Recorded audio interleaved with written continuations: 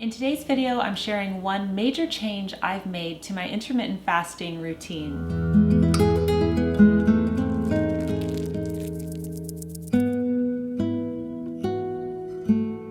Hello everyone, Jennifer here, and welcome back to the Daily Connoisseur. So I've been doing the 16-8 method of intermittent fasting for almost 3 years now. I've learned so much about myself and my health throughout this journey. And of course, it's good to make tweaks along the way. I am not giving advice in this video. It is for entertainment purposes only. So as a disclaimer, please consult your doctor before embarking on intermittent fasting. So in a nutshell, I lost 30 pounds the first year that I did intermittent fasting. And since then, I've been able to not only keep it off, but feel great. I've had so many other health benefits from fasting. I'll talk to you more about all those benefits in my official 3-year update in March. But for now, I wanted to share the one thing I've changed, plus a few more tweaks that I've made to my overall health routine. So there are a few YouTube influencers that I like to watch who specialize in talking about intermittent fasting, and one of them is Thomas DeLauer. And he did a video a few months ago called "If I Only Knew This About Fasting 5 Years Ago." So he's been doing intermittent fasting for several years now, and I love videos like that because they have put in the time, the experience, and the effort, and they've documented it. And so he had a lot of wisdom in that video for things that he wished he knew when he began. Okay, so the first thing he said in that video really spoke to me. And basically, the first thing that he wished he knew was to not do it every day. So he said that intermittent fasting will naturally lead to caloric restriction over time. And of course that makes sense. Because I think the main problem with most people is that the formalities surrounding our meal times have really gone out the window as our society becomes more casual. And people now tend to snack from the moment they wake up until the moment they go to bed without any structure. So not only are people having breakfast, lunch, and dinner, but they're also having snacks in between and all the way throughout the night, like before you go to bed. And that was one of my problems, is that I was eating after dinner. And I think that accounted for my weight gain after I had my children. So naturally, if you implement intermittent fasting and you do not eat outside of your eating window, you are going to be restricting calories. So he says that you're going to find yourself reducing calories at a lower basal metabolic rate, which makes it harder for people to lose weight, and that the only way that they will lose weight is by drastically reducing calories even more. So he recommends to mix it up a little bit and not do the 16-8 method every day. That's what he was doing, 16-8. So he said that 1 or 2 days a week, he would just eat in a normal eating window that wasn't restricted. The other piece to it was that he is also a weightlifter, and he was injuring himself because of the restricted calories that he was having. So he did up the calorie content a few days a week eventually, but he wished that he knew that at the beginning of his journey. Now, I'm not trying to lose weight, so that's not why I'm doing this. In fact, I don't want to lose weight. And also, I don't lift weights, so I'm not worried about either of those things. However, this really spoke to me because I do feel that naturally my body does 1 or 2 days a week want to have a later meal or an earlier breakfast. And especially as women, when you're on your monthly cycle, I especially feel it during that time.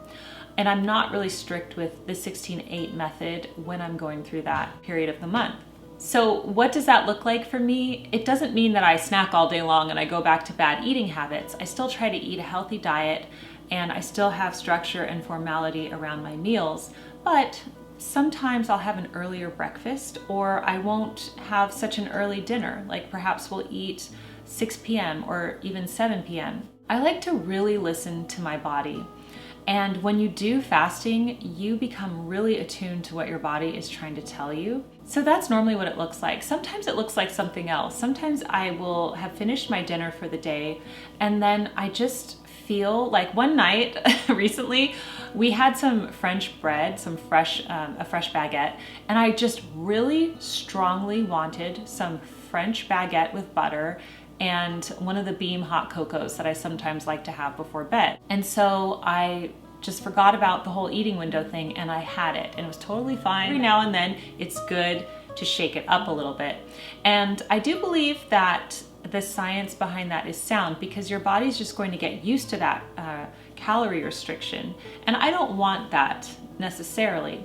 Now, I don't count my calories. I'm not sure how many calories I get in a day. Maybe if you're a nutritionist and you watch my What I Eat in a Day videos, you can let me know what you think about that in the comments below. But I do think it's good to listen to your body. Now, there's a difference between that one longing for the French bread and just a nightly desire for a late night snack, which I've learned to tell the difference between the two of them.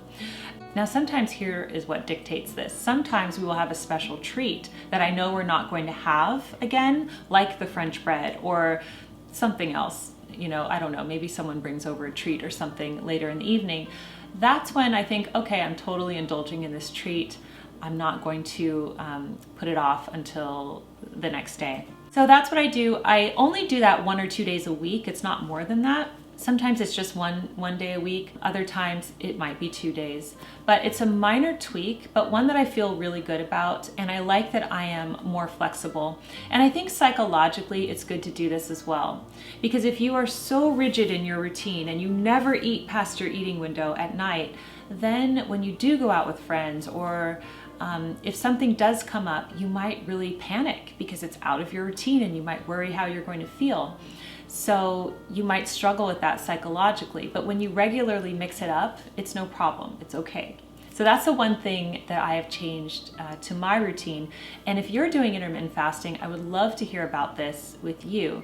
Do you do this? Do you do it every day? Are you really strict, or do you mix it up 1 or 2 days a week and do you not do the fasting? So let us know in the comments down below.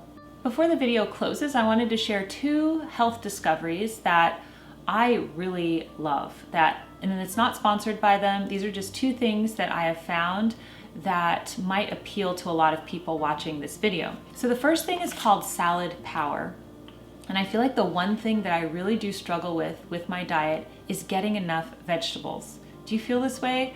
Not only do I feel this way for my children, but for myself, because I do have vegetables every day, but it's like 2 pieces of broccoli and 4 green beans, or a salad, right, with some lettuce, but and a lot of other stuff mixed in there. So I really don't know how many vegetables I'm getting in my diet, if it's enough. I have a feeling it's not enough.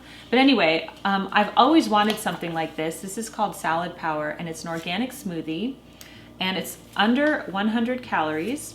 And this is all it has in it. It has 16 spinach leaves, 12 kale leaves, 5 carrots, 4 broccoli heads, half an apple, and 1/4 of a lemon. And that's it, and it's all organic. So it comes in this little pouch. And I do feel like a toddler when I'm drinking out of the pouch, so that's not ideal. But I understand why they do it, because it's more eco-friendly to package this in a pouch.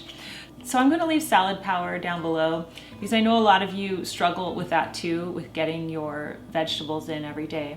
And then the other thing I wanted to show you was the FitTrack scale. So if you're tracking your health journey, this is a smart scale that not only tells you your weight accurately, but it also gives you your body composition details as well. So you can get 17 different body composition measurements with this scale, and it's really interesting. So have a look at this. So this is the FitTrack scale, and it has a really accurate weight measurement, which is nice. I actually tested this with my other scale, and it was accurate. But the nice thing about this is not only does it record your weight, but when you connect it to the app, you get all of those metrics that are really interesting. This is the box that it came in. So for example, these are some of the measurements that you get on the app. So basically you sync this scale to the app. The app is free, and getting all these basic body measurements is free, but look how detailed it is. So if you look at this chart here, body mass index, right here it shows you your weight without fat. This measurement right here is the average weight that someone my age, sex, or height would be. But it's interesting to compare all of this. Body water, that's interesting. Body water is the percentage of your total body weight that is made up of fluid. Look at that. Isn't that interesting? So I'm standard there. I mean, I just love these metrics. It tells you bone mass, your fat mass. It tells you your muscle mass, your protein rate. I mean, this is amazing. Your basal metabolic rate, your metabolic age. And I feel like this is inspiring because it's like, maybe I want to get my metabolic age down. Do you know what I mean? Look at this. Okay, so I could totally get my metabolic age down. I feel like some of these metrics are really good for me to track. So another important metric obviously is the body mass index, the BMI. So I am just at the beginning of standard. So I'm, that's good to know. It's like I'm not in the low, which is good, but I'm pretty much right there.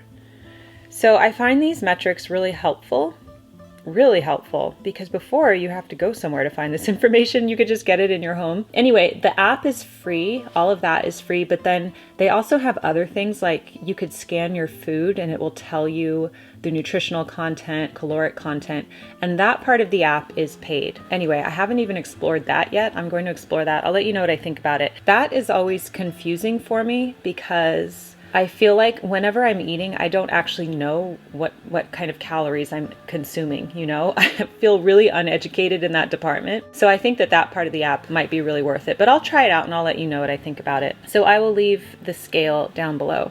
Okay, I'll leave both of those things linked down below. And in the meantime, I would love to hear about your intermittent fasting journey. Let us know how it's going for you. I know so many of you are doing it and you've discussed it with your doctors, and a lot of you are seeing incredible results. So leave your testimonial down below. In the meantime, I hope you keep calm and remain classy, and I will see you in my next video. Goodbye.